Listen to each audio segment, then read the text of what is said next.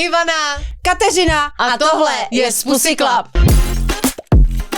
Víte, co bychom strašně chtěli? Abyste nás dál podporovali, vy to děláte, ale chceme ještě víc, aby jsme měli víc bodíků za zviditelnění, aby jsme byli na tom žebříčku My jsme úplně hrozný žebračky tady po každý. No prostě. a co? No a co?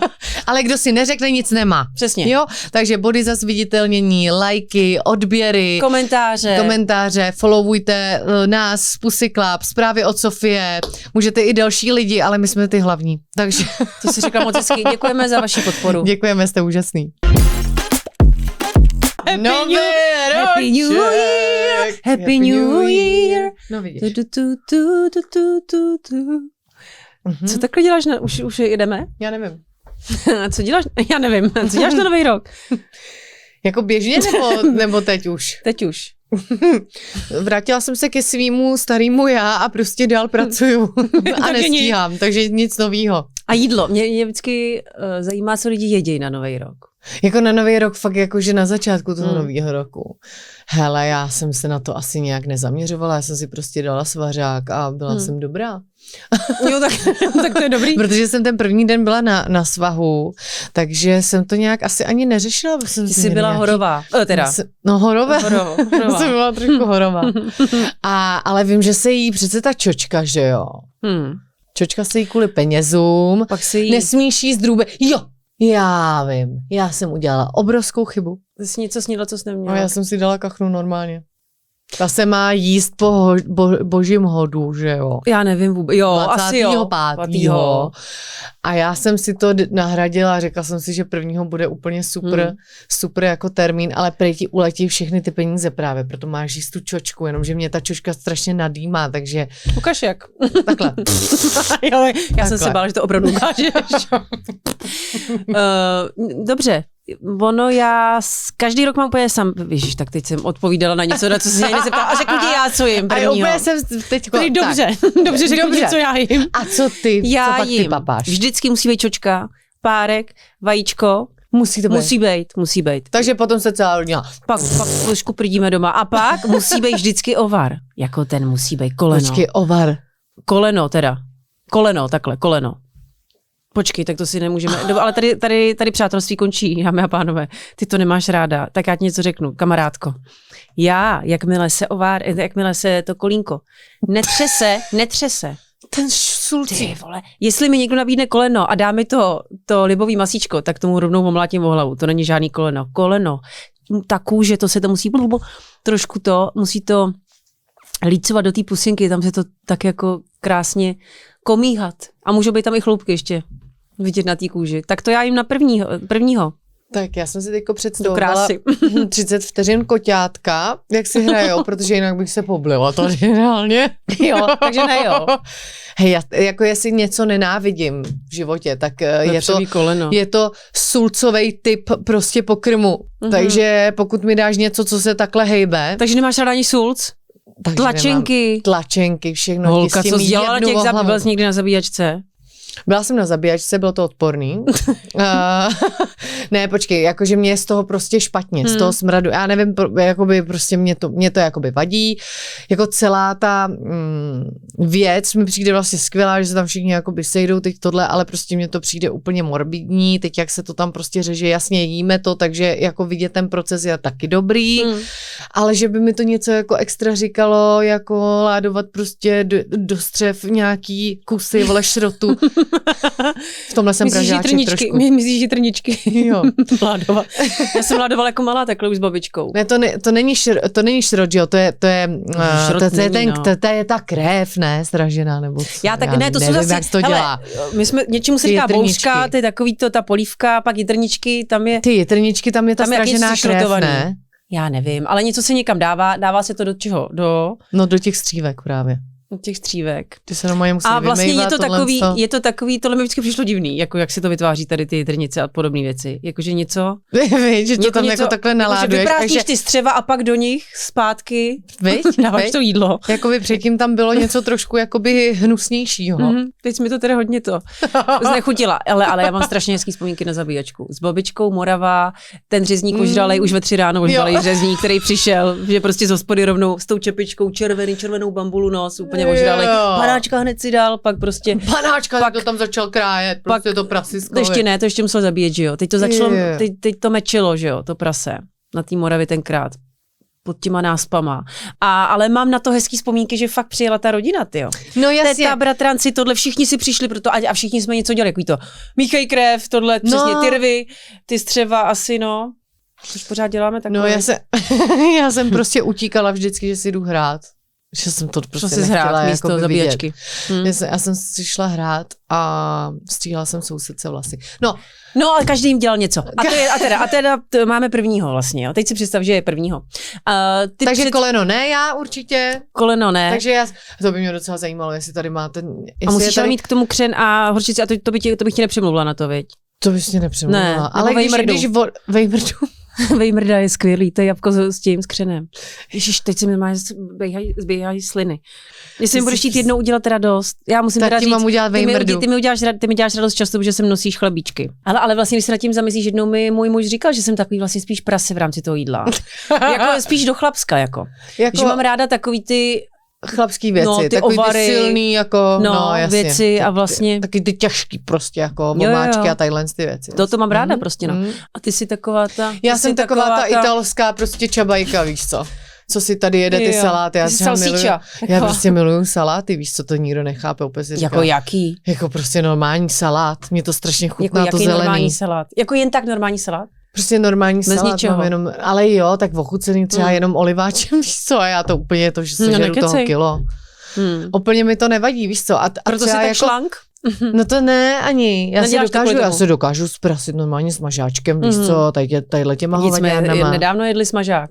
Miluju smažák. A vývárek. Na to jsem jako opravdu. Jo, to já taky. Ale jako jak si představím něco takhle jako hejbavýho šlachy, teď nějaký třeba držková polívka je moje noční můra, ti říkám, prostě do toho. A ještě jak mě do toho vždycky jako nutili, já dostala vždycky po hlavě, jsem si namočila tu držku v té polívce. Já na tohle to mám jako hrozně takový, ne že vzpomínky, a že mě nutili prostě do toho jídla, který já jsem jako nechtěla, ale oni nevařili nic jako jinýho. Já jsem pak zjistila, že jenom mám ráda jiný jídlo, že dokážu jakoby žrát prostě kila, ale něčeho jinýho. Ne, prostě to. Ale třeba jsem jako na druhé straně, tak jsem třeba člověk, který sežere tady jako slepičí s krkama. S krkama jsem milovala. Slepičí s krkama? Slepičkovou polívku, to tak s krkama. Babička vždycky říká, slepičí s krkama a se srdíčkama. Ježíš, no vidí, tak vnitřnosti to papá, tady a potom, jak jsem zjistila, že to je opravdu jako... A pak tady krky, jo, slepičí. A já v sedmi, a co to je, z čeho to jako je? A ona, no to je uvnitř té slepičky, když se, tak se to, a já. Tak já už to nedám. Hele, a jsi fast foodová, seš, ne? Hele, jak kdy, ne, teda ty plesnivý mafinky v tom KFC. Tak plesnivý mafinku už jsem vynechala, ne, celou tuto značku, jako by jsem vynechala. Taky ne, opravdu, já už to nemůžu žrát. Hele, a já jsem si říkala, proč je mi furt potom tak blbě, víš co? Jako, můžu teda přiznat, když jsme si to domů, ten kyblík objednali. To je pak hnedka čokoláda 2 hodinky po a prostě to nechceš furt uklízet. Celá rodina, u nás vždycky. Ale zároveň mi to strašně chutnalo. Jako ta jejich tam ta kombinace těch koření je prostě... pálivý a to, viď. No, to mi chutnalo. Hot Wings jako... Hele jo, jako vyrůstala jsem na tom. No, co si budem? Na Longříkovi, jako. No, prostě se vždycky... to stálo 15 korun, vzala si, na Andělu šla si, viď, ne? Šla se. Teď já jsem dostávala stravenky, viď. Takže za stravenky, klidně jsem pozvala i kámošku, jako. Ty jsi byla zlatý důl. No úplně. A takhle jsme jezdili do toho ocečka a věděla, že KFko. Prostě. Jsi i do Meka, jako. Mekáči si dáš co, kdybys měla? Číze. Ty si dáš číze, ty jsi čízová. A ještě Big Mac, já tam tomu jsem přišla trošku na chuť, ale pak seš z něho úplně celá osačkovaná. Big Mac nikdy nesním, i když ho jako miluju, tak prostě to je... Já strašně, a pak mám takovouhle cihlu v břiše. Jo, no. A to už prostě jakoby nemůžu. Mně to fakt, prostě já nevím, jestli se ti to jako taky stalo, ale s průběhem věku mně prostě přijde, že mi je z některých věcí fakt zle a už to nedokážu tak dobře strávit, jako jsem si říkala, je mi trošku těžko a za 20 minut už jsem byla dobrá. Mě to tam tíží v tom bříšku, prostě 2 hodiny, úplně si tak naříkám, ouvej, prostě. Au, jako by se s kočičkou jako vařili. Au. Já jsem ten typ teda taky cheese. Hele, pamatuješ si, kolik ti bylo, když si už... Nebo takhle. Já vždycky se zeptám někoho, kolik si pamatuješ, že stál cheese? A 20 podle toho 20, já víš, kolik si pamatuju já. Jednou měli nějakou, jako ne, jestli to začínalo. Já si pamatuju Mekáč ještě v té vodičkovce, ten první takový, ten bylo 90. možná. 15, 16. 15 hamburgerů a 16 cheeseburgerů. Pak bylo 19, 20 nebo něco takového. To je ten tvůj. Možná, no, já si pamatuju, má 15, 16 korun. Nebo že bylo jako, že 2 že jako jeden pak stále 18 korun. Nevím. No, ale jako pamatuješ si tohle? Jo, já si pamatuju, prosím tě, startky, kdy stály 3 cenu. Ježišimaria. Startoše prostě doma je za 30. A srnky Karelia stály 53 korun. To jsem vždycky šla, mám mě to do bundy, vej, tam vždycky nějaký drobáše, ty vole, a hned stařeny, vej. Stařeny, výborný. Ještě jedna věc, a nebo dáme si zprávičky? Ještě jednu věc. Jaký předsevzetí už jsi, nebo ty vlastně si nedáváš předsevzetí, ale už si stačilo něco v roce 2026 posrat? Co myslíš? Let me think, to je strašně dlouhá doba, to těch 12. Co se dá všechno udělat za 12 dní. No vím. No u mě a v mém životě jako je toho spousta, ale ne, asi jakoby všechno jsem udělala správně, jsem vzorná. Dokonce jsem se přemluvila a jela jsem i jako k našim, ne, to jsem se nemusela přemlouvat. Tam jsi byla o Vánocích. Ne, my jsme to odložili, až teď jsem tam byla před 2 dnama a udělala jsem radost tátovi s hodinkama. Ježíš, to je hezký. Fakt, jaký to bylo? On si je fakt hrozně jakoby přál. No, klasicky bezemoční, táta byl z toho takový vyřízený trošku, jakoby, že to jsem absolutně nečekal, byl trošku Karel Gott. A chápu, že to jakoby nečeká, ale vlastně jsem z toho měla radost. A to nečekal, že přijedeš? Ne, že dovezu ty hodinky. Jo, takhle. Ne, já jsem z toho měla hroznou radost, že prostě měla jako radost, protože my si nedáváme nějaký jako úplně extra dárky nikdy, vždycky dostaneme jakoby v obálku, tentokrát jsem tam měla vylepšenou, měla jsem tam napsaný od Dědy Mráze. Od Dědy Mráze. Trošku do Ruska teda. Doleva. No, takže to bylo super. Jakože v tomhle tom, že jsem mu mohla udělat radost. Já prostě strašně ráda fakt dávám dárky, ale jsem ti říkala. No jo, já taky. No, takže to jsem zvládla. Já ti říkám, ono je to hrozně těžký, ale prostě nabalit to mimino, jet prostě tady x hodin někam, dobře, tak jako jenom v té Kalamitě to bylo x hodin, no je to hoďka. Ale prostě pro mě je to vždycky úplně na celý den. Teď já se s tím stresu, aby to dítě spalo, když je teda jedu tím autem, víš co, teďko, ty opravdu neseš to děcko. Teďko máš 4 tašky a všichni, línej se radši předře, než aby šel 2krát. Jak to mám udělat asi? Mám dítě nechat prostě, nevím, jakoby stát v mrazu tam a nosit tašky, nebo... Kdyby stát, viď? Ale no. Kdyby stát. Ale ležet jako ten polož. Chleba nastanej prostě tam v té sedačce, rozumíš? A teď si to strhává prostě, čepici dolů, že jo, všechno. A říkám, ty vole, a mě to fakt úplně, mě to jakoby vysiluje strašně, jo, se někam vypravit sama. Takže to beru jako, že jsem fakt zvládla. Vlastně jsi fakt dobrá. 2 věci. Cestování, my jsme byli teď na horách. Ty vole, já třeba dneska úplně haleluja, že jsem jakoby naživu, že úplně, že nejsem třeba fakt v Bohnicích. To, co se zase tam všechno jakoby třeba stane, jako jo. Teď prostě tím autem jedeš s 2 dětma nahoře. A teď pozor, ještě ve školce mají ale teda strašně hezkou věc, tam je plišáček, který se jmenuje Maxík. Je to malej plišák pejska. A Maxíka si děti, toho jednoho plišáčka si děti půjčujou na víkendy domů. Je rozpis a Maxíček prostě tráví s rodinama různejma něco. Vyfotí se u různých aktivit s dětma i s rodinama a pak se to do takové růžové kroniky celý nalepí ty fotky a napíše příběh, co Max dělal, Maxík. No, takže my jsme ho měli teď s sebou za prvý úplný nervy, že ho ztratíme. Normálně přísám ti. Jako ještě ty 2 děti teda. Vzali jste ho na hory? Vzali jsme ho na hory právě. Úplně Maxíka, úplně, no samozřejmě Leuška, naše dcera, chtěla Maxíka všude. Takže jezdil na lyžičkách. A hlavně jezdil na lyžičkách, byl všude, na bobový dráze, na lyžičkách. Byl i na running sushi ještě v pátek, prostě byl úplně všude. On si žije docela Maxík, jako na vysoký noze. Ale smáli jsme se strašně, dívali jsme se do té kroniky, kde už ty příběhy jsou, víš, od těch rodin. Jo. A smáli jsme se, že podle mě, samozřejmě ho nevezmeš jen tak domů, Maxík, jako, a pak tam nedáš do té kroniky té školce zpátky, jenom Maxík nic nedělal, prostě zase jsme byli u televize, jako každý. Takže vlastně i chceš trošku, jako kdyby se vytáhnout, co všechno s Maxíkem zažije ta rodina, víš. Prosím vás, takže my jsme dělali tohle. My jsme byli v Českém Aspenu, v Peci pod Sněžkou. Takhle nám to slušilo s Maxíkem samozřejmě. Ale já měla nervy. Děti, tohle lyžáky, teď prostě když jdeš na ty hory. Já jsem vlastně se začala těšit na letní dovolenou s dětma, což je taky velký, jako to je taky velký hell. To je přerod. Tam, to je přerod, ale taky máš strašně věcí, to jsou zase křídílka, že jo, křídílka, různý prostě teď krémíky, jo, takový ty věci na léto, ale tady teda na ty hory to nemá. Teď ty přilbičky, prostě každej ty toho věci, je, teď každej 2 rukavičky, že aby tohle, lyžáky jsme brali jich víc, protože teď prostě... A co vy máte, 8dveřový auto, nebo? My máme normálně, vůbec nevím, jak jsme Autobus. se tam vešli, vůbec nevím, ale to je jedno. Takže to jsme ale přežili Maxík s náma, lyžoval, byl na bobový dráze, byl všude a strašně jsem se o něj bála hlavně, že ho ztratíme, ten průser, no ztratit, to by je to docela malý ten plišáček, ztratit fakt, toho plišáčka, který už byl, on byl ve Finsku, jsem koukala, jo, třeba minulý rok. Tak říct prostě Maxík se nám ztratil, jsem nechtěla. A pak jsem ti chtěla říct ještě jednu věc u těch Vánoc.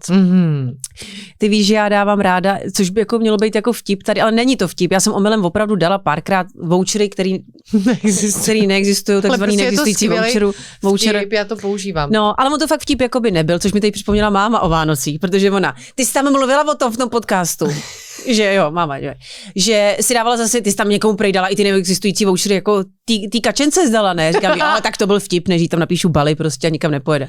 Jinak jsem dostala samozřejmě Womanizer. Jo, dostala Satisfyer. Který mi nejde nabít. A mama nevíc, je to Satisfyer moje. Mami to je telefon. Já jsem chtěla udělat tohle. To je telefon. Telefon akorát na vagínu. Telefon. Tak to kačinka ode mě dostala, to se hodí. Ale máma, no řekni tam, že jsi mi jednou dala voucher na víčka. A já jsem, počkej, a to se fakt stalo, to je teda úplně už trapas. Já jsem na to totiž ale zapomněla, já jsem mámě jednou dala.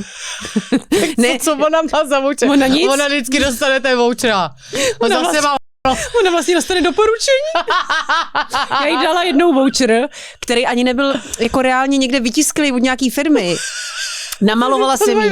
Já jsem jí namalovala. Ty oči. S očima před a po. To bylo jako, ty víčka, že nevidí a je jako smutná. A ve 12 letech nebo... Je to tak 3 roky.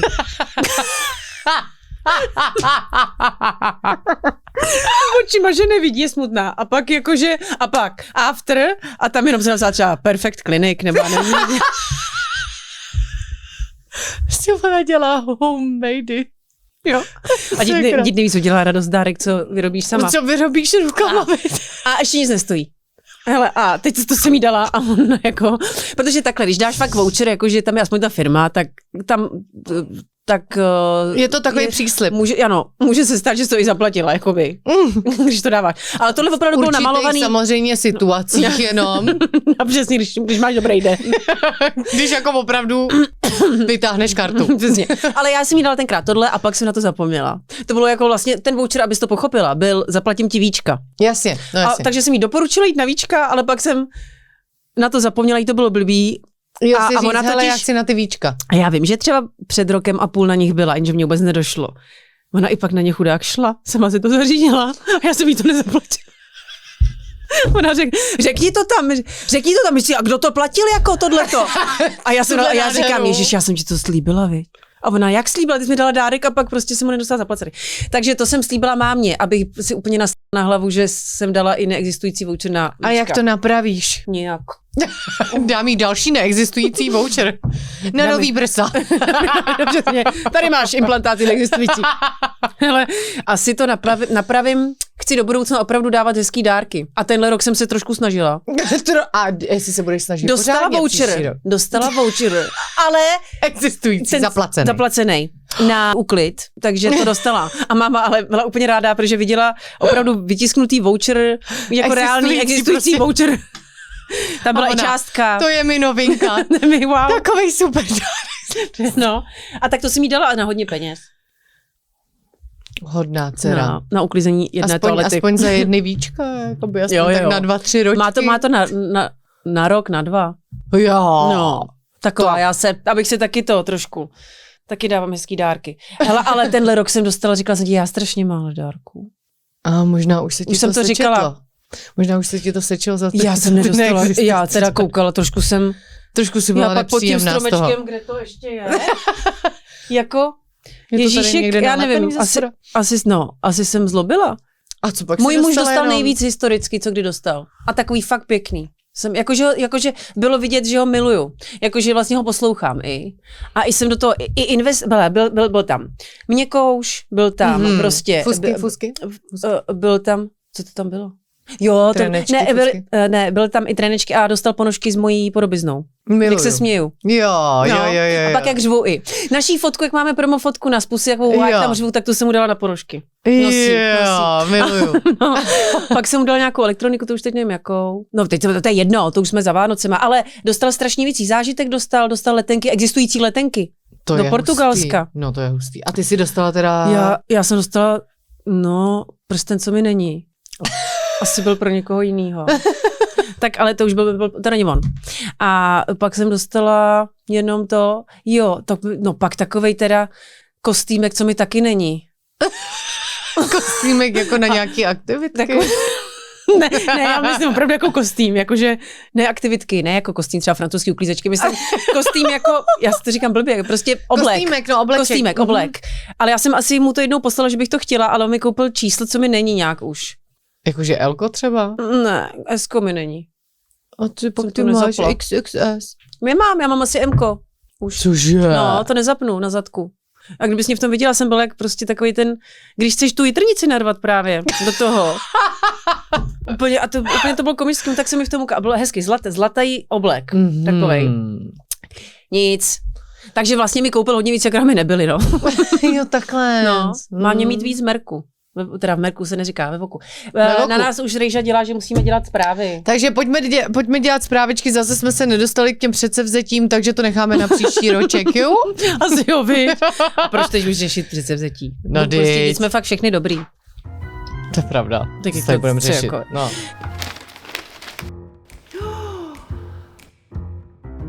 Teda, ale tohle mě vystřelilo úplně. Můžu? No tak jo. Rozvod Kristy a Desmond Scottových. To mě teda úplně zničilo, ti můžu říct. Jako včera jsem stolkovala asi do 2 do rána celou tu kauzu, jo. Takhle já Hele, a znala jsi předtím? Před čím? Před tím rozvodem ho spoustu lidí je poznalo až teď se o nich. Cože, ne, já je sleduju, nevím, Kristy sleduju třeba, nevím, 3 roky už. Jo. Mega. Já taky, já strašně dlouho. TikTokerka a influencerka Kristy Scott, známá jako Kristy Sarah, ona je hezká, viď? Ona je nádherná, ona je vtipná, ona je inteligentní. No, úplně já šílená. Já ji nenávidím trošku. Šílená a vlastně ji miluju. Jo, víte, znáš to tak jakoby, že ji jakoby trošku závidíš, ale vlastně hodně. Aha, ambivalentní takovej přístupní. Známe, jo.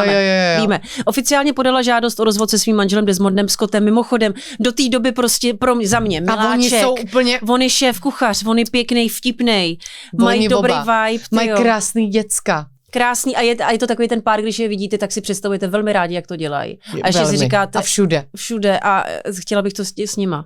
Já taky. Teď už ne teda. Žádost podala na konci prosince 2025. Ty tam museli mít velký drama. Po více než 10 letech vztahu a 10 letech manželství. 10+. To je mazec. Oni spolu jsou od 14 let. Pár spolu byl už od svých 14 let. V soudních dokumentech Kristy uvádí, že manželova nevěra definitivně zničila šanci na usmíření. Podle zahraničních bulvárních médií navíc tvrdí, že nevěru viděla na vlastní oči. Co to jako muselo být? Co to muselo být, no? To bych chtěla u toho být. No já právě ne. Nebo moucha, jak to bylo, víš? Mužka jenom, zlatá mužka. Desmond Scott sám veřejně promluvil. Omluvil se Kristy, rodině i fanouškům a přiznal, že udělal rozhodnutí, na která není pyšný. Takže víc rozhodnutí, na která není, rozumíš? Neřekl. Tady to máme blbě. Někteří fanoušci si myslí, že Desmond mohl být nevěrný s mužem. Někteří zase přisuzují rozvod jejich náboženskému pozadí. To si věděla, že jsou to svědci Jehovovi? Ne, to jsem se dozvěděla právě včera. Já taky ve zprávách od Sofie na Instagramu, to jsem nevěděla. Já taky právě, no. Což mě trošku, to mi jako já to vůbec nechápu, trigruje. Jak tyhle ty 2 lidi jako mohli být. No hele, ono právě... Jako vůbec bych to do nich absolutně neřekla. I to, jak se prezentují nebudou jenom prostě chlápci, co ti zaťukají na dveře a vypadají divně, že jo? Všechny, kterých jsem kdykoliv poznala, byly divný. Oni je pravda, že nevypadají prvoplánově jako svědci Jehovovi, nebo nějak extrémně nábožensky založený. Takže fanoušci přisuzují rozvod jejich náboženského pozadí taky a tomu, jak jejich víra nahlíží na mateřství a nevěru. No, já myslím, že jestli jsou, tak ona mu to nemůže vlastně odpustit. Jo, že mu to nesmí odpustit. Ona mu to vlastně nesmí. Ani, asi. A to teda bych si radši zjistila, protože to nevíme jistě, ale asi tam, myslím, že to bude na tom jako založený. Reddit a jiná fora teď učí o tom, že Desmond zničil perfektní online dům, perfektní rodinu kvůli jiné osobě. Jo, jakože zničil to jejich zázemí. Někteří dokonce spekulují, že jde o nějakého fanouška. Musím teda říct, že mě ale, jestli mě na tom něco jako pobavilo, tak samozřejmě jedna kampaň taková trendová, která se teď jako udává díky tady tomu rozvodu. No. A protože teď dělá hodně chlapů reelska, kde jako mu nadávají tomu Desmondovi, že on byl, jak to mám říct, že ten Desmond byl v jejich očích jako poslední šance pro to, aby si ženy mysleli, aby dali jako chlapům šanci. Jim věřit. A že jim to jako jo. Takže buď nadávají teď na toho Desmonda, jako myslím úplně cizí chlapci. Já jsem to právě viděla. A nebo prostě nám to udělal prostě, ty to celý, mi zase teď nebudou věřit, víš, já teď nemůžu jít ani na ulici, ještě jsem ti podobný, jsem šéf kuchař, protože on je šéf kuchař, že jo. A že prostě zničil teď úplně pověst vlastně všem chlapům, což mi přijde, jo. Ale oni fakt vypadali synově a tady vidíš jako... No, vypadali i prostě se chovali k sobě krásně, jako jestli jsem si říkala prostě, že fakt fandím nějakému páru takhle jako extrémně veřejnému, tak to byli oni a ještě Rihanna s Asapem Rocky. Ježíš, to jo, no. Ty jako hodně. To jo teda. To bych si hodně divila, kdyby...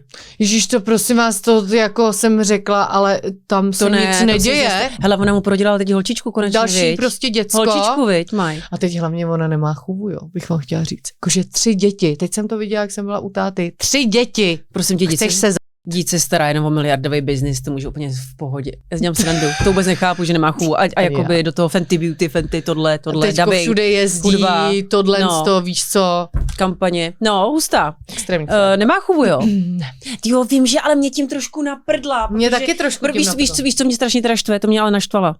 Rihanna, jinak fakt jim úplně zbožňuju. Dokonce jsem se stala, já jsem byla velký Beyoncé, úplně fan, jako fan. Jakože takový ten... Až jsi byla taková, že magor, jako nějaká Rihanna mě může jako, přesně, jakože ta neumí zpívat, ta neumí tohle, jako teda, viděla jsem jí fakt naživo, tenkrát na Sigetu, nic moc fakt naživo. Prostě, Rihanna? Jo. Ona je, za mě je to takový ten fame, ona má úžasnou celebrity auru, ale prostě zpívat neumí, jako Beyoncé, to prostě...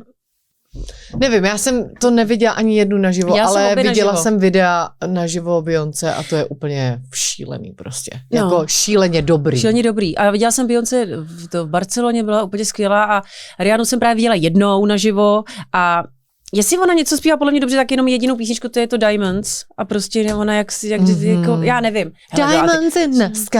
No ale mě třeba takhle, mě strašně zklamala takhle Avril Lavigne. Teď, když jsem mě viděla ty video, kde to bylo Rock for People, jo. Měla tam strašně málo lidí teda.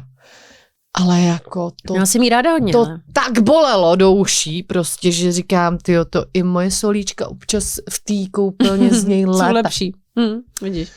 Hele, ale teď jsme teda začali jsme teď soudit popkulturní svět a úplně jsme odešli. Já jsem totiž chtěla Rihanna, A$AP, ta její chůva, že tě nastrala. Že mě naštvala strašně Rihanna, víš proč? No. Protože takový ty keci. Tak ať si to zvládá sama bez chůvy. Ale jakože ona řekla jednou, já jsem si nedělala děti proto, a to říkal i on, aby nám je hlídala chůva. Jenže prostě ale nám, co máme někdy chůvy, my jsme si jako ty děti dělali proto, aby nám je hlídala, co je to, úplně mi to nedává smysl, nedělali taky, ne? No nedělali taky. Jsme si je nedělali vůbec jako proaktivně, prostě je máme.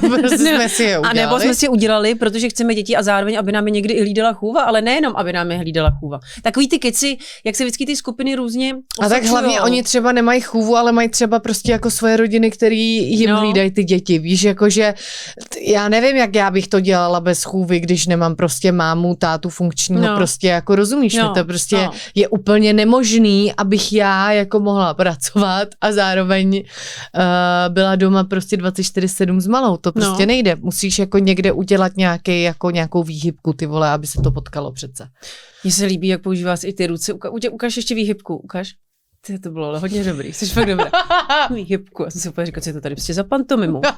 Můžu, už jsme to dořekli. No, takže jim to nepřijde. Hele, já jí miluju, víte, co ona dělá, koukněte i historicky na její reelska, není ty, ona je bývalá teda nějaká i sportovkyně, ona umí ty přemety a ona vždycky, když si zkouší boty, nějaký třeba luxusní, tak jde do krámu a on vždycky na to musel koukat s těma jakoby jejich synama a veme si ty boty na podpadku a dělá různý přemety a zkouší je. Prostě tam úplně zkouší je. Ale to je taková strašná jako mně se hrozně líbí, i když dělá třeba unboxing úplně nějakých prostě brutálních, drahých prostě věcí, ona to a úplně tu krabici prostě. Vytáhne z toho ty boty a je z toho úplně vyřízená, ale přesně takhle. Normální člověk otevírá krabici s botama, ne, nebo... Jako, Ne jako, opatrně je to obal, vyhul mi, chci vidět prostě ty věci vevnitř. Jo. Hele, a musím ti říct, že ona byla jedna z prvních, co to fakt dělali hodně autenticky. Celý ten Instagram, vůbec se nebála, vůbec se ničeho nebála. Přímo. A ona taková je furt. Je, no. A dělá i věci na ulici hodně, jakože jde prostě, dělá kraviny, úplně jí to jakoby, je jí to úplně jedno. A teď, jak se postavila k tomu rozvodu, teda, koukala jsem zrovna dneska na nějaký video, jak se natáčí poslední video, a právě dělá přemety u nich doma. Mm-hmm. A je tam normálně vidět chvíli, jako by dělá přemety, směje se, viděla, a jak tam chvíli se tak jako, mám pocit, že i brečí. Je to blbý to říct kvůli tomu backgroundu, ale strašně se mi líbí i v rámci té komunikace. Evidentně Instagram je jejich jako live, jako byl to prostě jejich život, je to součást, ale i ta komunikace v rámci tohohle, že prostě ona i lidem ukáže, když je naposledy prostě u sebe doma a napsala tam něco v tom směru jako konečně naposledy, nebo naposledy finally prostě. Jo, jakože konečně tahle kapitola za náma, nebo něco takového finally. Jako museli to mít tak a teď ona tam dělá ty přemety a pak se na něj jenom podívá a on dělá. A já úplně, já husinu normálně z toho. Počkej, on je tam taky, to jsem neviděla. On je tam taky úplně na konci. Úplně na konci toho videa. Úplně na konci toho videa je tam taky, tak na ní čumí, ona se na něj podívá a prostě jde, víš co, jak největší boss. Hele, ale víš, co je hustý? Mě by strašně zajímalo, do jaký míry. Třeba to jejich náboženský vyznání. Já vůbec neznám hlavně svědky Jehovovi, já vůbec nevím, o čem vlastně to náboženství pořádně je. No a do jaký míry by mu nějakou nevěru odpustila. Nevíme, co zatím je. Jsme tady od stolu, mluvíme prostě tady from Czech Republic, o lidech, co vůbec víme, úplnou tušku. No. Úplnou tušku a ty tady prostě, čím to je, jako řešíme, ale jako hypoteticky čistě, do jaký míry nějaký náboženství a to tvoje ovlivní vlastně to tvoje rozhodnutí. Třeba, hele, jsi s někým, jako oni jsou spolu prostě 20 let, je jim prostě, bude jim táhnout jako na 40. Mají spolu 2 děti, vybudovali prostě strašný vlastně biznis spolu. I spolu, jakoby, on jí strašně jaký podporoval, že jo, jaký pořád vážil, jaký vždycky ty... Bobeček, no. Já teda taky zbožňuju. Ale jako no, ale nevíš, co taky prostě... Kristy, jaká je, co když mu nedala rok? Nebo jo, jako co zase jo? Co si zase budeme? Co tady budeme si říkat, já nevím, že když... co by prostě Kristy měla udělat tak hroznýho, aby... Třeba mu jeden den nedala ani otvor. A se rozhodnou. Ne, a počkej, do jaký míry třeba můžeme náboženství fakt ovlivnit? Ale já si myslím, že náboženství dokáže ovlivnit i tak moc, že prostě dokáže vystupit půlku školy, takže jako určitě. Určitě, viď? Třeba by mu jinak odpustila, třeba ví, že nemůže. Hele, je to možný? Fakt je jako v tomto... Mně to přijde, že ty lidi dokážou být sfanatizovaný extrémním způsobem. Ať je to prostě náboženství, politika prostě. Jako, promiň, ale ve světě se teď dějou takové věci, které jsou založené právě na těchto z těch 2 velkých v médiích, dá se to tak říct snad, jo, který dokážou tu tvůj mozek ovlivnit tak moc, že dokážeš jednat prostě nějak. A jednáš tak prostě bez nějakého úplně... přemýšlení o něčem, nebo jako chápeš, že do toho nemůžeš dát jinou rovinu. Že tohle je to stěžejní, co ty žiješ a přesto nejede třeba vlak. Ale jako... A teď si představovali, že on třeba uklouzne jenom. A asi ne, veď. A ona to ještě viděla na vlastní oči. Že uklouznul do někoho, jakoby. Do někoho, přímo penisem tvrdým. A pak klouzel dál a dál. Uklouzel pak dál. No, on se chtěl zvedat a ono zase vždycky uklouzlo. A to vlastně markírovalo to přirážení, a on že jo? Pomoc a ona přišla Kristy do toho. No a ona do toho přišla. Já nemůžu, Já furt kloušu do té díry, baba. Tady jsem ti hořil vajíčka. No přesně, tak uklouzlo mu to, no. Mm-hmm. Tak jdeme dál radši. Hele, já vždycky na přerodu toho roku, tak jsem vždycky taková strašně jako nostalgická a vždycky si říkám prostě, co musím všechno udělat, aby to nebyl stejně hrozný rok jako ten. Lidi tomu říkají předsevzetí normálně, ty tomu říkáš takhle, co musím udělat, aby to nebyl tak strašný rok. Ale jo, vlastně a minule jsi mi řekla, že to není, já si předsevzetí nedávám. Ale to je co pravda. Musím udělat jinak. Ale to je pravda. Vlastně. Já si vlastně nedávám předsevzetí, ale spíš, co nesmíš je to takový seznam prostě. Seznam, je to... Antipusírací seznam. A co tam máš? Já teda mám taky, ale antipusírací seznam vlastně. Co tam máš? Hele, antipusírací seznam u mě začíná jakoby 100% tím, že si dám svoje chyby, které jsem udělala jakoby tento rok opravdu spousty hodně. A dám si zapíšeš si chybičky. Zapíšu si jako obrovské chyby Kateřiny a napíšu si, takže tohle to prostě nesmíš už jakoby dělat ten další rok. Týká se to vztahů, práce. Hele, tentokrát se to týkalo jak vztahů, tak práce. Krkání na veřejnosti. To v pořád dělám, ale mohla bych se trošku uklidnit s tím. To je opravdu. To teda opravdu, ale. To je pravda, protože já jsem si tak hrozně zvykla. Bejt, prosím vás, já to řeknu. No. Já mám totiž super schopnost, já jsem totiž celý život hledala svoji super schopnost a bohužel teda je to nejodpornější super schopnost, kterou podle mě ženská může mít. A to, že si dokážu krknout tak strašně jakoby nahlas, že podle mě zbořím i nějaký barák, mohla bych dělat demolice. Já bych třeba řekla, někdo by řekl, že si prase, ty tomu říkáš super schopnost. To je prostě skvělý. Já mám super schopnost prostě prdět prostě na 100 volnů daleko. Prdět mi nejde tak ale je dobře. pravda, že Kačenka teda, když si krká, tak celý tým tady zažívá, jak se tomu říká, Richterova škála, tak 4,5. To jako vždycky prostě je toho, ale ty hlavně, ty už to nebereš jako něco zvláštního, že si krkneš. Jo, no, třeba někdo si krkne na hlas a řekne, pardon, ale ty prostě prosím vás, ale já to dělám jenom jakoby tam, kde mě je jako příjemně. Tak si to dělej doma sama. Ne, já to chápu, prostě mi to vůbec nevadí, ale vždycky vůbec mi to nejde k tvýmu vzezření. Víš? Jo, teďko mi někdo psal pod tu fotečku, že když se nechováte jako úplná tak jste i moc pěkná, milá dívka. Ne. Takhle na vizuálek prostě. Fakt. Ale jsi schovala jako teď někdy jako čůza? Když nemluvíte jako čůza. Jo, nebo když nemluvíte, jak jste moc pěkná dívka. Mohl to zkrátit, jako by rovnou. Ale no, já jsem psala, že to není jak, ale když už, tak se chovám normálně prostě.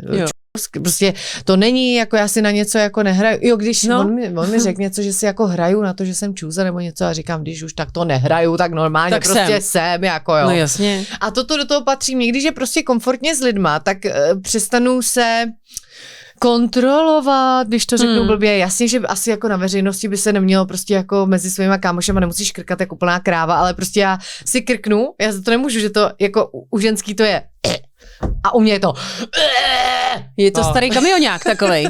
Ne, opravdu. Jakože nevidět ti, jak si řeknu, tam je postarší chlap, jako už který třeba má fakt hodně velký zažívací problém. Jo, a je po 10 prostě pivech a dal si 2 panáky, ale no nic. My dětem pouštíme jenom zajímavá videa, koukali jsme na rekord v krkání s dětma. Ne, opravdu. A úplně, kde je ta kačka, kde je ta teta? Ne, prostě má to 40 vteřin nějaký pán. Nějaký Aziat člověk si ze Singapuru. Konečně bych třeba možná, nemáš, hele, je to hnusný, ale je to 40 vteřin prostě a děti úplně se smáli, ježíš, to budou milovat, musíš jim krknout. Hele, jo, budou to tak milovat. to já zvládnu. Mně stačí si koupit opravdu jakoby půllitrovou sprajtku. Sprite. A to je prostě Ježišmarja. Jako tak někdy to možná předvedu. A to doufám teda, teď se úplně Počkej, budou. Máš wow. Unfollow.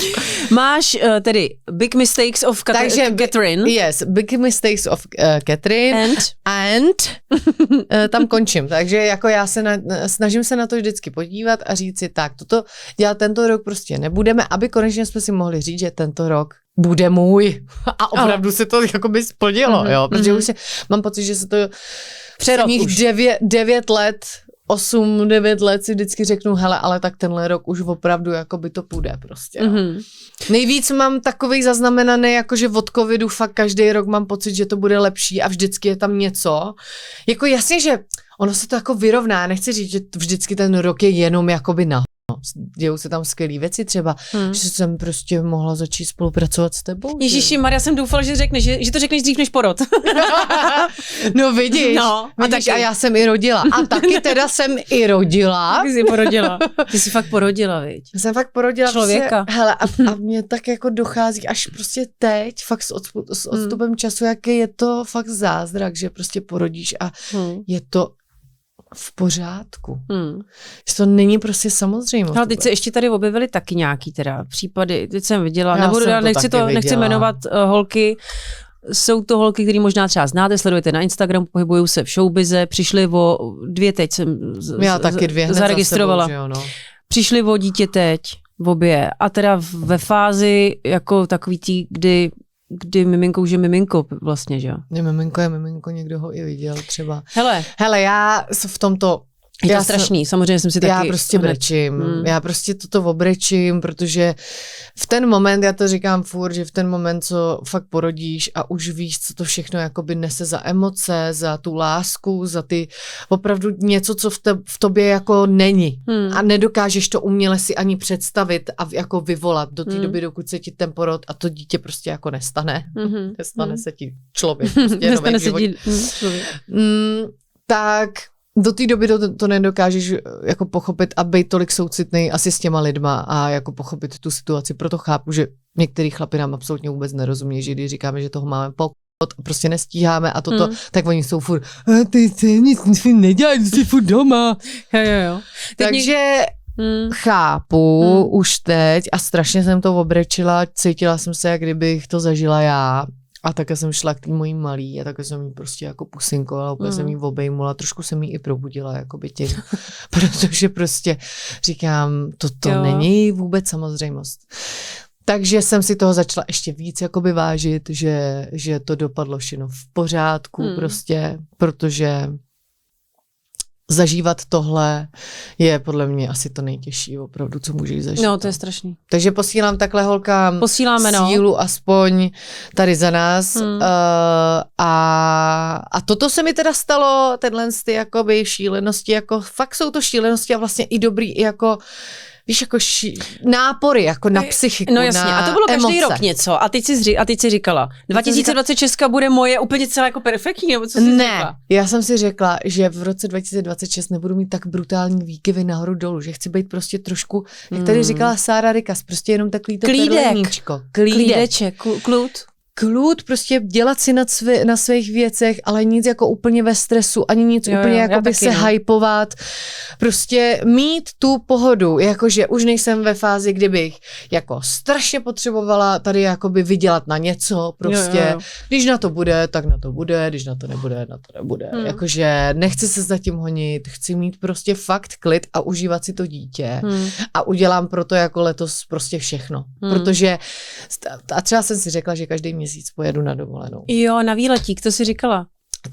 Fakt jsem si to zadala a v ten moment, jak jsem si to dala do hlavy, tak to jedu. Takže já už mám teďko už máš, jo? leden, únor, březen, duben. Ježíš, ona už to má naplánovaný. A jedu. A to já jsem nikdy nebyla plánovací typ. Ale řekla jsem si, on ten dospělý život asi trošku, a ještě s dítětem, asi trochu plánování potřebuje. No to asi ono, to jsem taky prostě zjistila. nejde takhle punkově. No. Hele, já jsem měla strašně, to řeknu tak, jak to je, i když v rámci toho, že u toho byly děti, tak to bude znít možná strašně, ale jsou to mý pocity. Já jsem měla nejšťastnější leta, když se rodily ty děti, byly miminka, jo. 2018, pak 2020, pak byl teda ten covid, jako tak to trošku to. A pak teda musím říct, že to šlo nějak jakoby z kopce. Vlastně ve všech nějak směrech, i když to třeba nevypadalo na Instagramu, nebo nevypadalo to i v rámci nějakých mých přátelských vztahů, tak já jsem hodně jako trpěla vevnitř z nějakých mých věcí. A vlastně jsem si pořád nechtěla vlastně přiznat, že je to na houby úplně, ale už jako bylo. Držíš prostě pro všechny, vlastně i předstíráš něco, až to je bojuješ, až to bylo úplně pak tak na houby, že to už prostě bylo, to bylo úplně prostě dno, kdy úplně se člověk jako plazí a pak se to jako nějak přirodilo, to už jsme tady taky řešili a abych to právě teď chtěla tak jako taky zanechat. Mít klid, zanechat to a být takhle, být tady často s tebou, být s rodinou, nehonit se za nějakýma věcma, držet si zdravý tělo a ty děti víc řešit, ale protože já jsem zjistila, jsem zanedbala pár věcí, ne zanedbala jako zanedbávání dětí, typu, že jim nedáš najíst nebo neumeješ, to děláme prostě pravidelně pořád. Jednou týdně, prostě pondělky jsou naše. Když jdou do školky, pak prostě celý den. Ale jsou i takový třeba asi. Já vím. Asi třeba ještě ten kačer s Milou Kulic mejou děti jenom jednou za 14 dní. Teda to mě překvapilo docela. Jsem myslela, že jsou trošku jako víc poš. No nic. Proč? Nevím. Kožní bariéry nějak, něco prostě jako. Tak to je strašný. My jeme teda každý den a dáváme najíst těm dětem, ale tam jsem zanedbala trošku víc je poslouchat, víc je, já si pořád myslím, jsou malí a oni už prostě dávno jakoby už zas tak malí nejsou a víc být s nima, no. I bez těch mobilů, bez těch věcí. A kdy to přichází, jakoby tohle to vlastně? Já nevím, mě úplně, jenom se teď zeptala a mě to úplně, strašně se bojím, že to ani jako nevím, ono to přichází, když začnou mluvit. Vlastně. Mně přijde teda. A takže když Dituška dělá teďko ba, ne. Tak ty už bys měla jít na terapii s ní, ne, to ne, ale takový prostě to... vás moje dcera pořád říká, ne, nevím, co s ním mám dělat. Je až moc asertivní. A pak taky pořád říká táta. Nechce si... No, tak to je taky hnus. Kráva. Ježíš, promiň. To nebylo na ní. Teda bylo, ale jakože sranda. Ale jenom jakoby imaginárně. No. Hele, kdy to přichází, víš kdy? Asi když zjistíš, že jsi něco asi pohrala. Jako když ti to třeba to dítě řekne. Třeba když už ti dá to zrcadlo. Já to nesnášela. Jak to říkala minule? Jakože maminko, nech si tady ten telefon, teď si se mnou jdeš hrát. Jo, to taky, ale třeba s tím mám asi problematický vztah s tím synem mým, který je skvělej, ale hele, já mám pocit, že u nás prostě je strašný vlastně průzkum, že máme ještě holka a kluku. Kluka a holku, protože oni nás kopírují jakoby i ten vztah doma. Aha. No, protože normálně tě děti kopírujou. Jasně. Dcera kopíruje maminku a tak, ale u nás kopírují i tu dynamiku mezi náma. Když jsme v pohodě, tak jako kdyby jsou taky, říkají si věty, co oni jako spolu nechodí, že jo, mý děti. Jasně. Ale je to muž a žena, jako pořád, tou dynamikou. Takže třeba Táďa říká Leušce to samý, co někdy mě Ondra. Je to fakt až scary, jako. A já taky. Třeba teď ale když to řeknu, tak bude jasný, co mi říká můj manžel. Já nevím. Třeba v rámci hádky třeba ty mi nemáš co říkat, protože ty používá stejný věty, jako dospělácký věty a ona zase třeba řekne, ty na mě pořád říkáš jenom špatný věci a vůbec si nevšímáš třeba, co pro tebe udělám jako hezkýho. Třeba řekne Leuš a já jenom, ježiš, to jsem asi říkala včera. Ne? Opravdu. Aha. A pak taky mají strašně... Já jsem jako takový, já miluju Itálii trošku. Ne, že bychom po sobě házeli doma talířema, ale já neumím být ve vztahu, který je jakoby vlastně v tomhle klidnej. Jo? Já trošku potřebuju, velkou dynamiku potřebuju ve vztahu a myslím, že můj manžel taky. Ale jenže oni to mají ty děti pak taky. Takže jsou oni taky se dynamický. Buď úplně milujou a ne, že se pak nesnášejí, ale a nebo si prostě pak teda fakt řeknou jako, ne co si o tom druhém myslej, ale řeknou si ty svý rány. Jo, a s čím nesouhlasejí hodně, jako. Takže říkají stejný věty jako my a je to teda úplně, tohle je strašně strašidelný. Když ty prostě si to promítne. Úplně oni žijou vlastně, včera jsme si tomu smáli, oni jsou jak manželský pár jako my, jsou úplně, říkají ty samé věci, vyčítají si ty samé věci. A když to pak vidíš, tak úplně si řekneš, koukneš se na to i z jiného úhlu pohledu třeba, když to pak jakoby slyšíš od nich. Jo, no právě, na to bych chtěla trošku pracovat vlastně. Já nevím, to musím asi probrat, to mě zase lidi sežerou. Minule jsem si všimla u jednoho reelska, děkujeme za komentáře ke všem reelskům, že se tam propíralo hodně, že mluvíme o tom, jak terapie jsou fajn. A je tam teda nějaká debata o tom, že terapie jako nejsou fajn. A když lidi potřebují terapii, tak už jsou tak jsou a nemají spolu bejt, ale to by znamenalo, že když člověk potřebuje terapii, tak by mě to měl zabalit a normálně se prostě oddělat rovnou. Jo. Ne, to tak prostě normálně není. Se běžte zjít, jakoby na terapie. Prostě ne, když podle mě potřebujete terapii, tak tam jděte, protože ji potřebujete a taky to i v páru.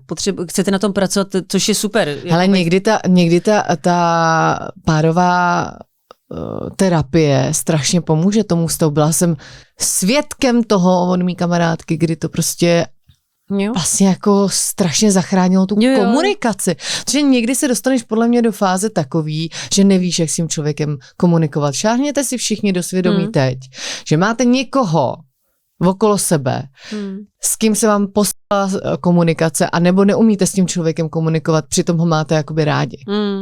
A jak byste chtěli, aby vám někdo dal klíč k té komunikaci, abyste se mohli bavit, abyste mohli budovat ten svůj Třetí osoba mu to musí být, protože jinak je to začarovaný kruh, no. Je, protože nikdo jiný vám to jakoby nevysvětlí jinak. A hlavně ten druhý někdy prostě neposlouchá, ale když jste tam u toho terapeuta, tak poslouchá.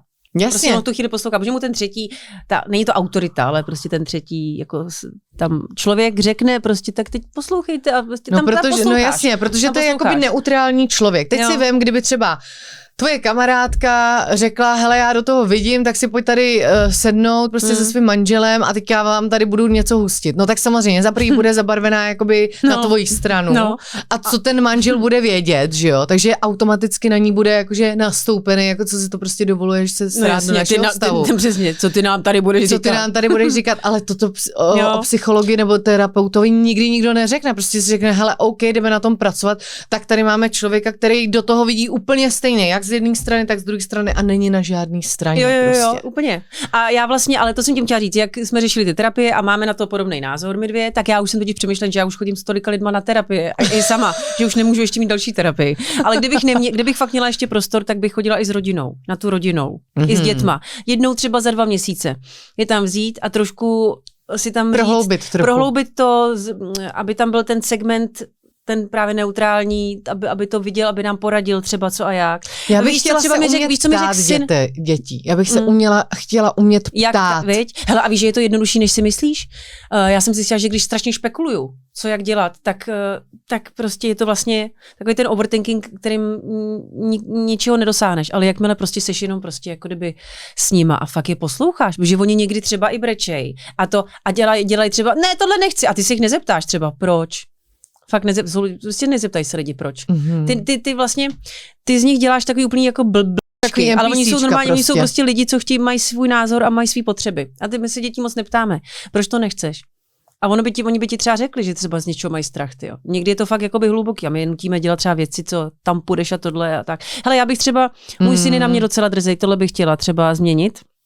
Je skvělý, je to hodný kluk. Vím, že když se právě děje někde bezpráví nebo to, tak i je takovej ten na té lepší straně. Byla jsem u toho, viděla jsem to i jako, víš, jako... Zastane se. No, zastane se. Ale mě třeba řekne, ty jsi líná. Já třeba nikam nechci v tu chvíli. Mami, pojď se mnou něco, teď jsme byli na těch horách. Pojď se mnou ještě sjet jeden kopec a tohle. A ty řekneš, já řeknu, ne, já už nechci. Já musím ještě udělat něco. Tohle. A on to ale neřekne, ty jsi líná, protože to by bylo normální, že mámě řekne třeba, ale on, protože jsi líná, viď? Už mi to takhle řekne. On už mi to řekne, protože jsi líná, viď? Já bych za první, počkej, za první, že tam dost strašně, protože vidím, že by mi to teda řekl manžel přesně, že to musí jako. A hlavně vidí, ale víš, co mě i naštve, že už vlastně není to malý dítě, protože on to řekne už tím dospěláckým zabarvením, protože jsi líná, viď? On ví, že mě to ještě naštve. On ví, že mě to naštve, takže on mě chce vlastně naštvat v tu chvíli. Hele. Já nevím proč v tu chvíli. Teď si říkám, mám tam jít, přece nepůjdu, jenom protože mi to... Ježi, já to chápu. No úplně. Hele, tam se dějou, ale ono se to jako kraviny nejsou, protože já chci, jenom až budou fakt v té pubertě, až budou adolescenti, tak tyjo, chci jim být jako blízká. A bojím se, že prostě, že budu jenom, já nechci být jenom ta máma, která je právě jako... ale jenom chceš být ta blízká. Chci být ta blízká, ale nechci být kámoška. Si nemyslím taky, že úplně ten kamarádský styl je úplně takový to, moje máma je jenom kámoška, něco mezi. Ale něco mezi. A já chci, aby se mi svěřili. Aby když budu mít aby když přijde domů prostě v 16 těhotná, aby se mě zeptala, aby se mě zeptala předtím. Dáš mi prosím tě peníze na internet. Můžeme bydlet s Jardou u nás doma?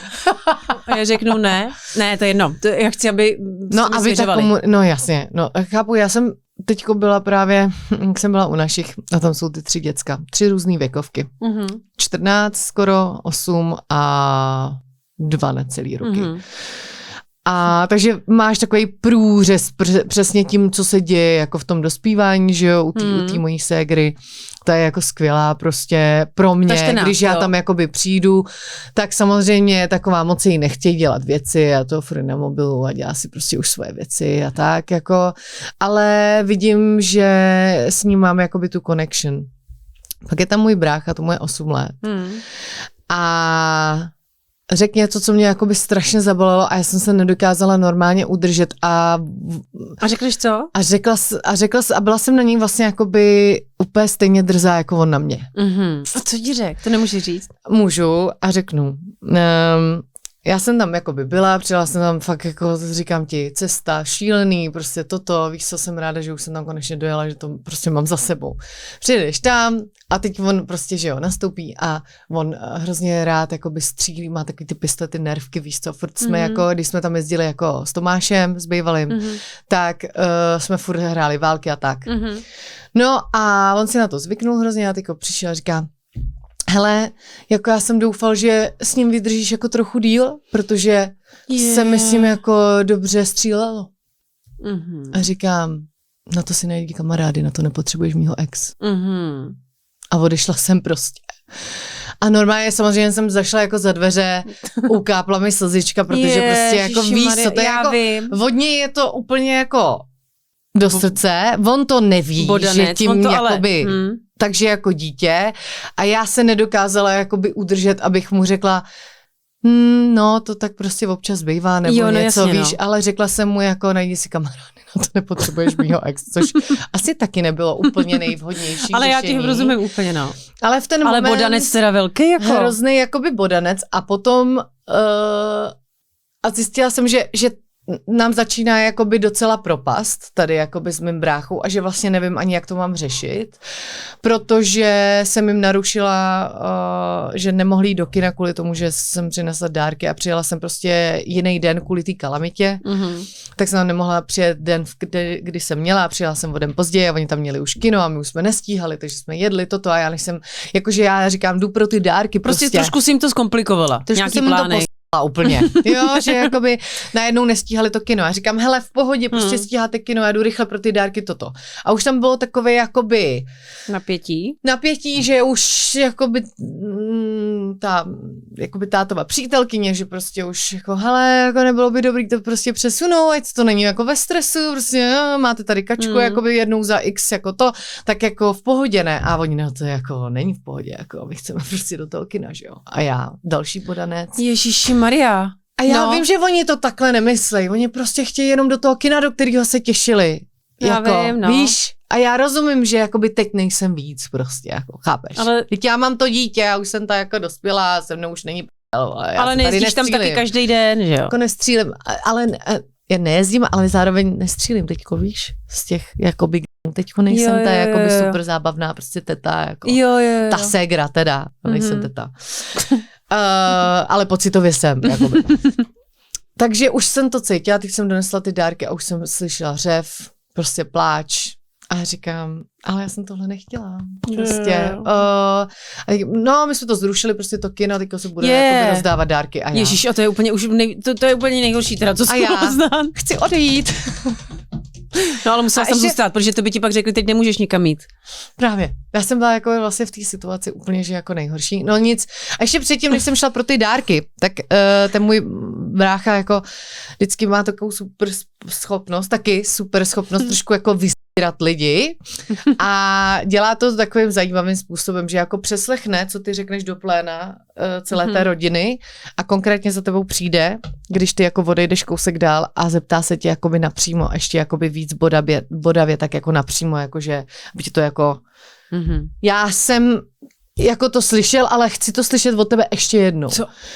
Takže přišel a řekl mi, já říkám, jdu pro ty dárky, ať to rychle stíháme toto. Jdu, obouvám si boty a on. Kačko, kdy od tebe dostaneme ty dárky?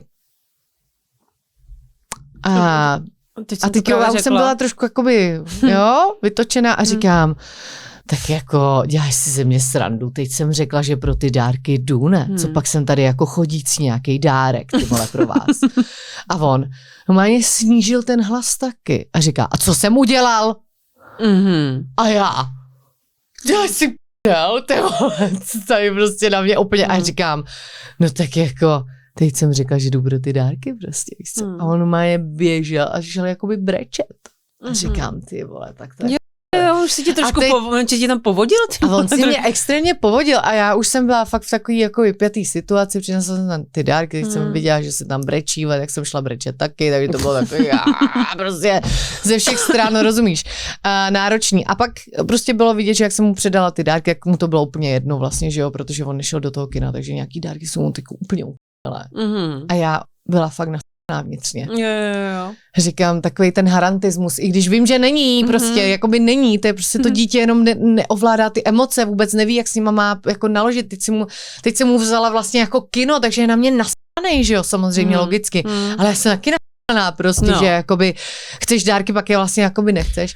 A když jsem se ho chtěla zeptat jenom, protože jsem viděla, že je nasranej, tak říkám, tak co ve škole? A teď jsem se prostě zeptala tou nejdelnější větou, kterou jsem nenáviděla, tak co ve škole, co asi ve škole? Baví tě to tam. Úplně ve škole. Podle mě tě musel poslat do No, dobrý. A já, chápu. Odpověděla bych si ještě hůř vlastně, drž hubu. Víš co, Kateřino, drž hubu. A jako už jsi měla odjet. A už jsem já jsem ráda, že jsi odjela, že jsi tady. Jako bys to směřovala k tomu odjezdu.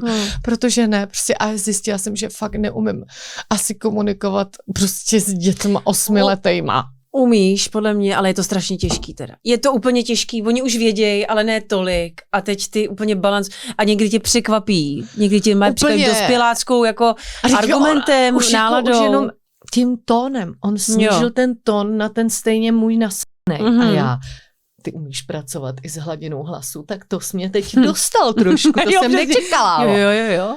No jasně. Takže jako, jak já na tebe, jak já do lesa volám, tak se z lesa ozvalo a já jsem z toho byla v bojuje, viď? Prostě s prvňáčkem. Úplně. Prostě. No. A teď víš, že ty na něj nemůžeš nastupovat jakoby na toho jako dospěláka, ale zároveň jakoby ty věci, co ti říká, jakoby tě bolej jako v reálném čase, že jo. Takže jsem zjistila, že prostě toto se budeme muset naučit a ti říkám, že jestli budu mít 60 terapií za měsíc, tak tam přidám i tu 61. Já si taky s rodinou. A prostě půjdu do toho a budu chtít vědět, jak se s těmahle lidma malejma mám dorozumět. No. Protože já nechci být ten nepřítel. Já taky nechci. A už říkám ty věty, co jsem říkala, že nikdy nebudu říkat. Úplně. No přesně, jak bylo ve škole. Že ta voda se platí. Náš malej miluje sprchování, ne? A já tam řvu přesně, jak moje máma na mě. Máte otroky doma, že neumíte zavírat. Dneska už neříká máte černocha, dneska máme otroky. Ale že si to dřív říkalo, no. A někdy lidi to říkají teda doteď a je to fakt divný. No nic. Teď už mi to taky přijde. Teď je to divný. No, prostě mění se i ta rétorika, jo? Trošku. No. Jo, nebo by se měla měnit. To jedno, ale říkám třeba, už co říkám, za to se platí, říkám. No na to si beru první řadu, říkám. Když mi moje 5letá řekne, to mi říkala máma. Vtipný, ale. No, moje máma vždycky říká, na tebe si teda beru první řadu. Počkej, to neznám, ne. No tak to já jsem zdědila, říkám to svý dceři, a to se používá třeba, když ona řekne, víš, co mě štve? Že mi pořád, že státu nám pořád rozkazujete. My už chceme bydlet sami. Já říkám, tak běžte, na to si vemu první řadu, no, řeknu. No, ale to je teda, věď, oni už nechtějí, oni my jim totiž rozkazujeme doma. Jo, vy jim rozkazujete a v 5 letech prostě si tady půjdu jakoby s tím baťůškem a jdu si bydlet sama. Přesně. A budu, nebo řeknu malý ráno dneska, že se nemůže make-upovat. Ona říká, se chci make-upovat jako ty, make-ovat, ona říká. Mami, já se chci make-upovat jako ty před školkou. A já říkám, nemejkuj se před školkou, protože to dělají až holčičky, až když jsou velký. A víš co, ale ježiš, to mě taky překvapilo. A ona říká, mami, ale ti táta říká, že jsi hezká i bez toho make-upu. Protože on mi to fakt jako říká, někdy můj manžel, to je hezký. A on to říká jen tak, ale je to hezký. Ne, je to hezký. On na mě nemá moc rád, když jsem hodně namalovaná. A opravdu, když se ráno třeba probudím a třeba celý den se nenalíčím, což je málo kdy, a jsou to jako víkendy a tohle, tak třeba během dne si na to jako kdyby se na to zaměří a vlastně ho to vždycky napadne, řekne, ty, fakt ti to strašně sluší. Ježiš, to je. No. A ona si toho všimla a říká, a tak proč si teda, když mi táta říká, proč si vlastně make-upujeme, jako makeujeme holky, když jsme teda hezký bez toho make-upu, se mě ptala tohle. Což bylo teda hezký a to trošku mega deep a to musíme probrat. Tak teď musím zapnout teda mozek. Přesně. To je další věc, musíš přemýšlet, když ty děti jsou starší. No tak to je strašný. To je strašný. Proč? A já jenom, protože jí chci říkat, že je hezká bez make-upu, zároveň já občas se maluju, že jo. Prostě speciálně. A no, občas já se maluju každý den. Chci se cítit každý den speciálně. Protože jinak se cítím nusná jako tak proto se prostě maluju. A ty bys měla taky. Hele, ale občas... Prostě nemůžeš být někdy, já nevím. Nemůžeš být upřímná, ale občas ty matky říkají fakt jako strašný úplně strašný, že malé. A já to chápu, já v ten moment bych taky nevěděla, co si mám jak kdyby vymyslet. Některé momenty. Až se mě zeptá, jak se dělají děti, tak já budu... No, to už jsme řešili taky. Porody máme za sebou, já už jsem vysvětlovala jsem, oni si mysleli dlouho, že zadkem nějak, nevím proč. A tak jsem vysvětlovala, že zadkem ne, že prostě prckou, oni tomu říkají precina u nás prostě děti. Takže prcinou a teď jak se to můžete, a teď prostě přijdou ty dotazy, že jo. A děti se tam nevejde mimino, vejde, musí se roztáhnout. Teda to mimino, ta prcka. Prostě už tohle už máme to, ale teď se mě ptali na něco, víš, co jsem vysvětlovala, dceři menstruaci. Věděla, jak vlezla mi na záchod, jak něco dělám. Něco jsem si tam prostě zahlídla něco. Zahlídla něco a ptala se, zahlídla barvu nějakou. Červenou barvu zahlídla krev. Já nevím, proč to tak... zahlídla barvu. Hele, teď to vysvětluješ člověku, který mu je 33, klidně v pohodě. A víš, tady nemusíš používat ten mozek. Kačenka, víš, že jednou za měsíc budeš krvácet. A to ti z prcinky? Z prcinky. Bude týct krev. To se odvykla jsem si trošku, ale já jsem to začala vyprávět právě, že jo. Ty jsi vlastně odvykla. Už máš menstruaci? Mám, máš, bohužel. Promiň. Jo, víš, to je všechny takový, to já si to užívám, já si to teda vůbec neužívám, prostě to je strašný. Ale malinký jsem vysvětlila, co je menstruace, u toho jsem se taky zapotila. To bylo se mi a proč. Já říkám prostě jednou za měsíc, když je holka zdravá, ty ještě ne.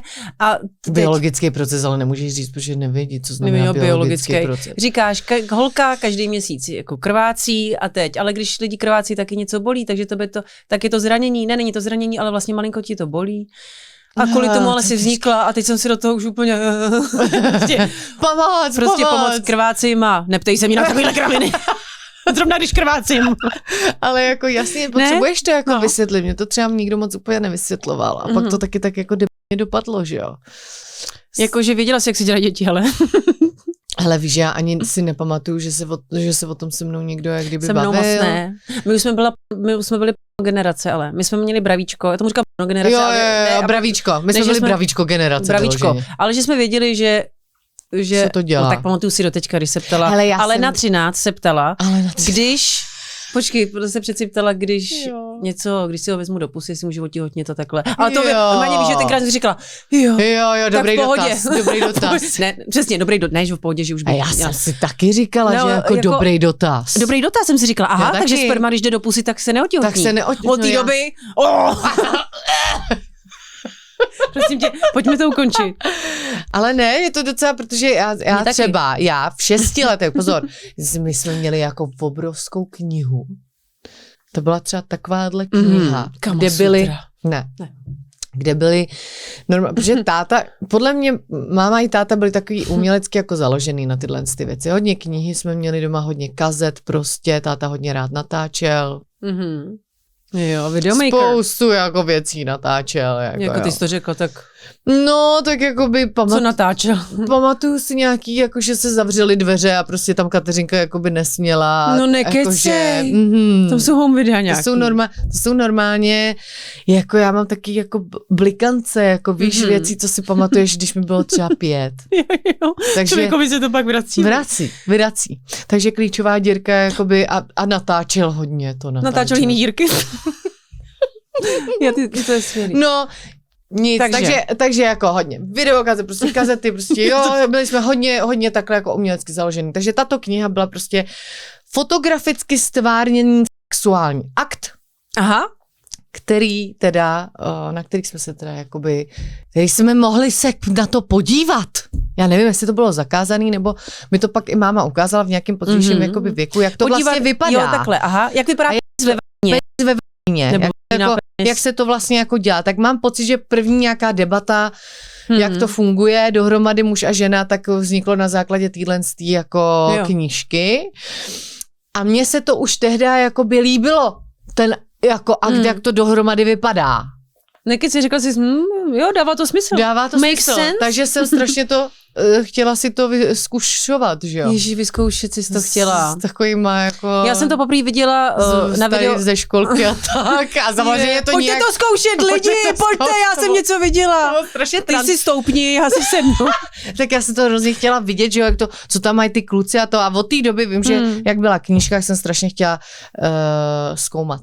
ty věci. To je hezký. Já jsem bohužel viděla, ty jsi viděla knihu, já jsem viděla Kaligulu, tam jsem viděla poprvý sex, ale pak jsem si myslela, že všichni to dělají pořád v grupáčích. Já jsem si myslela, že lidi prostě spolu souloží na hromadě jedný prostě. Všechny rasy, liliputi prostě, vládci nějaký. Ale musíme končit, tohle je na nějaký způsob. A my to vždycky to utneme v tom nejlepším. A tak to má být. No, před orgasmem. A děkujeme, že jste to s náma zase vydrželi. Pusinky. No, dneska náročnější, ale toto je dobrý téma, tohle mě baví. A musíme ještě... Naše dětství, to musíme rozebrat. A výchovu a sexík a všechno zase musíme. Jo. Tak děkujeme a my se loučíme. Pa, pa.